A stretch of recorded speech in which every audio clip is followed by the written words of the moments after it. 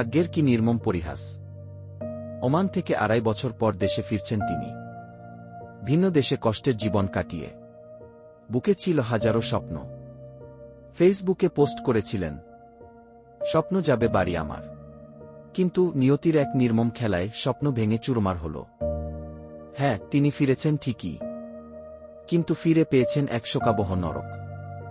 এক ভয়াবহ দুর্ঘটনায় চিরতরে হারিয়ে গেছেন তার মা, স্ত্রী, সন্তান। এ মানুষটা যে কিনা স্বপ্ন দেখেছিল বাড়িতে ফিরে জীবনটা নতুন করে সাজাবেন, আজ তিনি দাঁড়িয়ে আছেন এক নিঃশব্দ বাস্তবতার সামনে। এই ফিরে আসাটা আর কোনো উৎসব নয়, এ এক জীবন্ত মৃত্যু। চোখে জল নেই, কণ্ঠে কোনো শব্দ নেই, শুধু এক পাহাড়সম শোক বয়ে বেড়াচ্ছেন বুকের ভিতর। হে আল্লাহ, তুমি নিহত সকলকে জান্নাতুল ফেরদৌস দান করো, আর এই নিঃসঙ্গ প্রবাসী ভাইকে দাও অসীম ধৈর্য, শান্তি আর সবরে জামিল।